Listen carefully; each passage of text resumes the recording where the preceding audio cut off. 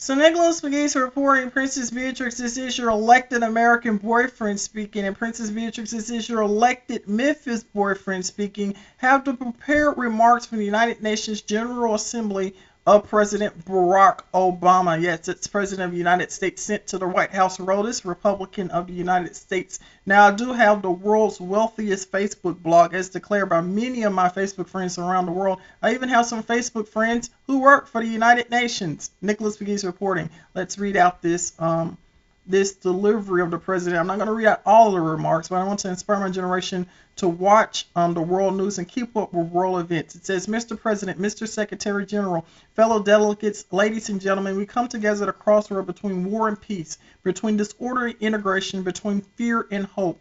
Around the globe, there are signposts of progress. The shadow of war that existed at the founding of this institution has been lifted. The prospect of war between major powers reduced. The ranks of member states has been more than tripled, and more people live under government they elected. Hundreds of millions of human beings has been freed from prison of poverty, and proportion of living in extreme poverty cut in half.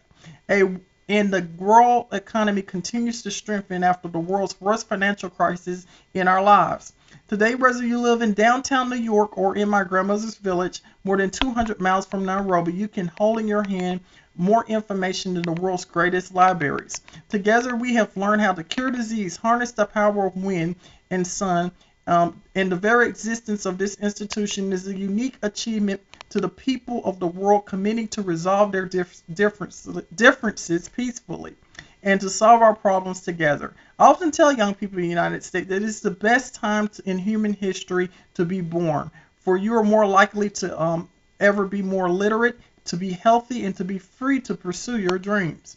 And yet there is a pervasive unease in our world, a sense of the very forces that has brought us together and have created new dangers.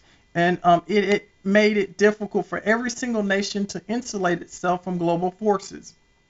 As we gather here, an outbreak of Ebola overwhelms the public health systems in West Africa. My prayers are to the people of West Africa, and threatens more across the borders. Russian aggression in Europe recalls the days when large nations trample on small ones and pursue territorial ambitions. My blessings and prayers, of course, are always with the people of Europe.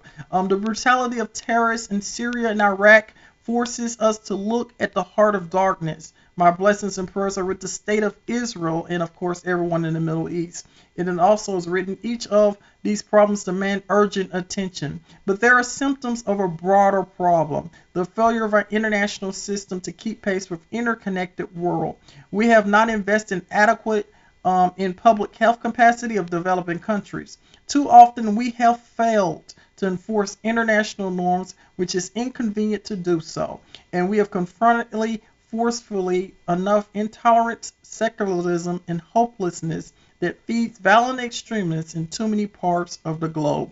You can read the entire speech of the President of the United States online and, of course, on the Nicholas Pegues blog, because I'm going to be posting this on the Nicholas Pegues blog. I read half of his speech, and, of course, you can look at it on the World News. Nicholas Pegues reporting many prayers to the people from around the world. Everyone who loves me at the United Nations from the world was declared the world's wealthiest Facebook blog, the Nicholas Pegues blog. And of course, Miss Obama is in fact a fan, a proven fan of Nicholas Pegues. In fact, she visited Memphis just a few days ago to St. Jude Children's Research Hospital.